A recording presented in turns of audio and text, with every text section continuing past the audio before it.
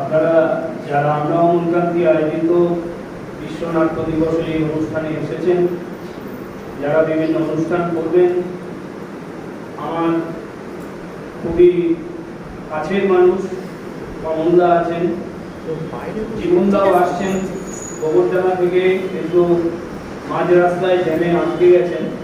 জীবনদাই আমাকে ফোন করে বললো যে তোরা শুরু করে দে, আমি পৌঁছে গিয়ে তারপরে আমার কাজটা করছি। জীবনদা আসুক, ততক্ষণে আমরা আমাদের কাজ চালিয়ে যাই। বিশ্ব নাট্য দিবস আপনারা সবাই জানেন, নতুন করে বলার কিছু নেই। 27শে মার্চ হচ্ছে বিশ্ব নাট্য দিবস। ইন্টারন্যাশনাল থিয়েটার ইনস্টিটিউট 1961 সালে তারা ঠিক করেছিল যে 27শে মার্চ বিশ্ব নাট্য দিবস পালন করা হবে, এবং এই বিশ্ব নাট্য দিবসে প্রতিটি নাটকের দল, প্রতিটি নাট্যকর্মী তারা যাতে আরো কাছে আসতে পারে, তাদের সঙ্গে প্রত্যেকের সঙ্গে যাতে সৌভ্রাতৃত্ব বোধ গড়ে ওঠে, মানুষে মানুষে বিভেদ যাতে না হয়, মূলত এই বার্তাগুলো দেওয়ার জন্যই বিশ্ব নাট্য দিবস একটি দিন ঠিক করতে হয়েছে। আদতে আমরা যারা থিয়েটার করি, আমরা যারা ধারাবাহিকভাবে থিয়েটার করি, আমাদের কাছে কিন্তু থিয়েটারের জন্য নির্দিষ্ট কোনো দিন নেই। সারা বছর 365 দিনই আমাদের কাছে থিয়েটার যাপন। আমরা সেইভাবেই থিয়েটারটাকে দেখি। যারা ছোটরা এখানে আছো, আজকে আমাদের আলোচনার বিষয়ও আছে ছোটদের নিয়ে, এবং এই ছোটদের নিয়ে যে আলোচনা, সেখানে আলোকপাত করবে দীর্ঘদিন ধরে কমলদা ছোটদের নিয়ে কাজ করছে। এখানে উপস্থিত আছে লালটু, আমার নিজের ভাইয়ের মতো।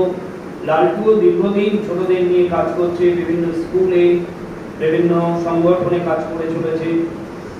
আমরা অমনকান্তি ধারাবাহিক এই 9 বছরে পড়বে, আমরা অমনকান্তির যে ধারাবাহিক নাট্য কর্মশালা, এছাড়াও বিভিন্ন বিদ্যালয়ে আমরা সারা বছর ধরে নাটকের কর্মশালা করি।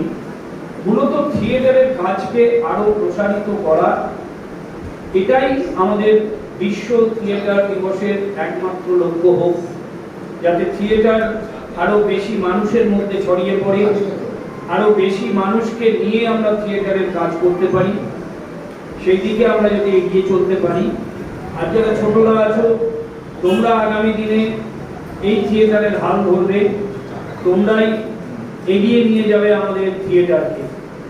এই আশা রেখে আজকে বক্তব্য আমি শেষ করছি, কারণ এরপরেই সেমিনারের কথা আছে, আরো বিভিন্ন অনুষ্ঠান আছে, তোমাদের খুব ভালো লাগবে।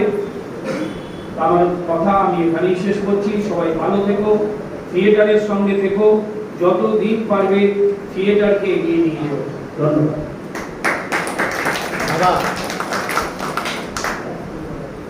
ধন্যবাদ সুদীপ্ত ব্যানার্জি মহাশয়কে। শুরু করব আমাদের আজকের অনুষ্ঠানের আলোচনা সভা, যার বিষয়বস্তু শিশুদের মনোবিকাশে। আমাদের মধ্যে রয়েছেন বসিরহাট স্বপ্ন সৃজনীর নাট্যকার, নির্দেশক ও অভিনেতা কমল কুমার পাল। আমি কমল কুমার পাল মহাশয়কে অনুরোধ করছি তার কিছু মতামত আমাদের কাছে প্রদান করার জন্য।